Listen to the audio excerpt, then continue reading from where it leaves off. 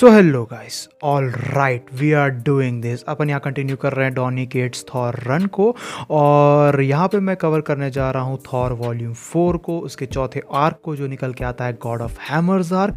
And let me tell you something, this arc is probably my favourite arc from the Donny Cates Thor run. It's really amazing. तो in case अगर तुम लोगों ने Donny Cates Thor run के previous arcs miss कर दिए हैं, तुमको डिस्क्रिप्शन में लिंक मिल जाएगा प्लेलिस्ट का, go check it out. Now we start off with little bit of history here, जहाँ हमें देखने को मिलता है कि किस तरीके से सबसे पहले टाइटन्स जो है यूनिवर्स में मौजूद थे, जो एंशिएंट जायंट्स निकल के आते हैं, जैसे कि द ब्लैक विंटर, जिस कॉस्मिक एंटिटी को थॉर ने इसी कॉमिक के फर्स्ट आर्क में मारा था। द गॉड टेम्पेस्ट, वो एंटिटी जिससे ओडिन की फाइट हुई थी, इवेंचुअली ओडिन ने उससे एक उरू मेटल में ट्रैप करके कह सकते हो कि इवेंचुअली म्योनिर में प्रोजेक्ट किया। The King in Black, of course talking about the god of symbiotes, that is Knull. And the Phoenix Force के बारे में हम सभी जानते ही हैं।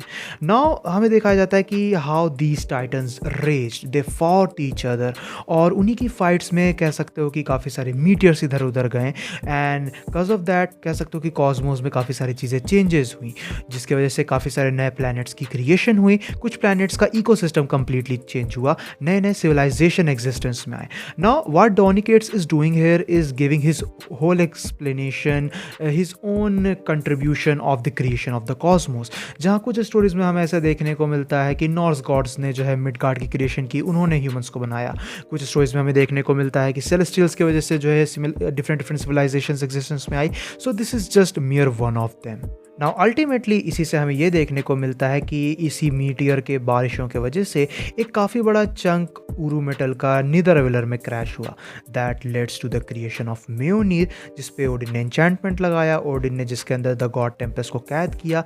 और एक तरीके से हमें म्योनिर की भी जर्नी एक तरीके से एक्सप्लेन की जाती है कि म्योनिर की भी हमें खुद की जर्नी देखने को मिली है, बिकॉज उसके अंदर एक एंटिटी मौजूद है। एंड देन हमें उसी में से काफ़ी बड़ा पोर्शन देखने को मिलता है जेसन एरन के माइटी थॉर रन का, जहां हमें जेन फॉस्टर थॉर के रोल में देखने को मिली थी, जहां हमें जेन फॉस्टर और मैंगॉ के बीच में काफ़ी डिटेल बैटल देखने को मिली थी।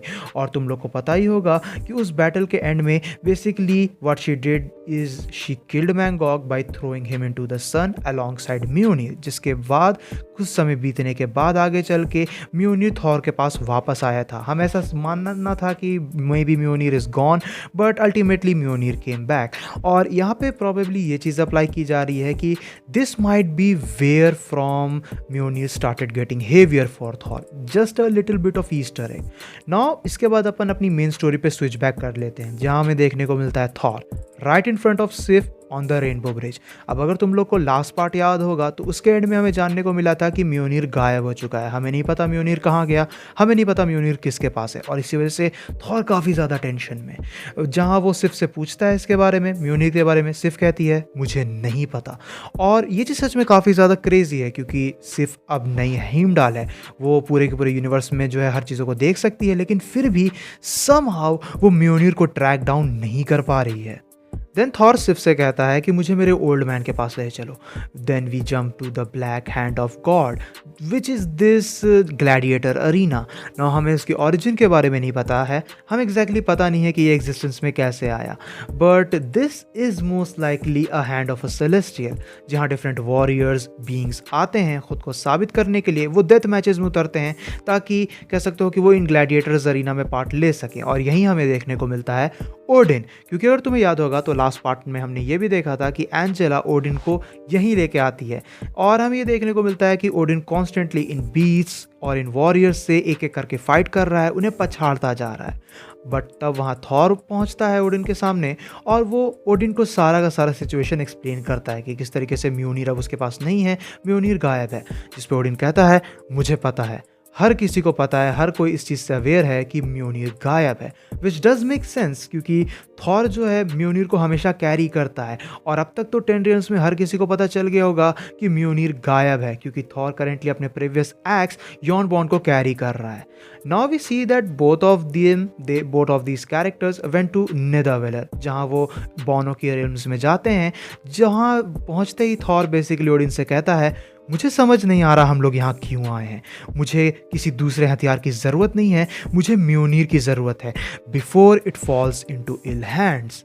जिस पे ओडिन थॉर को जवाब देता है कि निदावेलर के बॉनों को बेसिकली हर उस चीज़ का पता होता है जिन्हें उन्होंने खुद बनाया हो। अक्रॉस द स्टार्स वो किसी भी वेपन को, किसी भी चीज़ को ट्रैक कर सकते हैं, क्योंकि जो कोई भी हथियार वो बनाते हैं उसे फॉर्ज करते वक्त वो अपने पार्ट के, अपने सोल के पार्ट के एक स्मॉल पोर्शंस को भी उसमें कास्ट आउट कर देते हैं। जिसका मतलब ये निकल के आता है कि अगर इस यूनिवर्स में कोई भी थॉर के हैमर को नहीं ढूंढ सकता, अगर सिर्फ भी थॉर के हैमर को नहीं देख पा रही, तो वो बॉने ही निकल के आते हैं, निदावेलर के ड्वार्फ्स ही निकल के आते हैं, जो आसानी से यह पता लगा सकते हैं कि इस वक्त म्योनीर कहाँ है और किस हालत में है। Though once they reach the forge, वहाँ पे जो है नज़ारा देखने लायक रहता है। कसम हमें देखने को मिलता है कि it's all in crumbles, the guard ravens are probably dead and so is all the people outside. और इस सिचुएशन को देख के थॉर और ओडिन दोनों ही बहुत ज़्यादा हैरान हो जाते हैं कि आखिर किसने स्पेसिफिकली निदावेलर के फौज पे अचानक से अटैक किया हो। नाउ इनिशियली ओडिन को ये लगता है कि यहाँ कोई वॉर ब्रेकआउट हुई है जिसके वजह से ही सब लोग मर चुके हैं, जिस पे थॉर कहता है नहीं, ये कोई जंग नहीं थी, आप रेवंस को देखिए, उनके टैलेंट्स पे कोई भी ब्लड मौजूद नहीं है। All this happened in an instant, suggesting that this was no war, this was a slaughter. And then we get in there, जहाँ हमें माहौल और भी ज़्यादा ख़राब देखने को मिलता है, क्योंकि वहाँ सारे डॉर्फ्स की, सारे बॉनों की डेड बॉडीज़ पड़ी हुई है। Not only that, even the main forge is being shattered, जिसका मतलब ये निकल के आता है कि अब पॉसिबली कभी भी कोई दूसरा इंचेंटेड वेपन निदावेलर में बन नहीं सकता है। जिसको देख के थॉर बहुत ही ज़्यादा हैरान हो जाता है, like how is this even possible. जिस पे ओडिन कहता है नहीं, इन सब को ध्यान से देखो, इनकी बॉडीज़ को ध्यान से देखो, they have been crushed. Thor, तुमने उसे कई हज़ारों सालों तक वेल्ड किया है, अगर किसी को भी नहीं पता होगा तो तुम्हें डेफिनेटली पता होगा कि ये चीज़ किसके वजह से हुई है। सजेस्टिंग कि किसी बंदे ने, किसी बीइंग ने बेसिकली म्योनीर के मदद से इन डॉर्फ्स की ये हालत की है और फॉर्ज को शैटर किया है, मीनिंग दैट हुएवर हैज़ म्योनीर has done all that and that person is not looking for negotiation. And that right there is the end of part 1। Now guys, god of hammers arc बहुत ही ज़्यादा amazing होने वाला है। I think इसके मेरे ख्याल से 5 इश्यूज़ हैं, तो मेरे ख्याल से तुम समझ सकते हो कि 5 या 6 वीडियोज़ में मैं इसे कवर कर लूँगा। But yeah this is going to be amazing, it has a lot of deadly and epic moments, so keep looking forward to that. अगर तुम्हें ये पार्ट पसंद आया है तो इसको अपना थम्स अप देना, दोस्तों के साथ शेयर करना, चैनल पे नहीं हो तो do subscribe and I will see you guys in the next one. Till then bye, stay tune, stay awesome.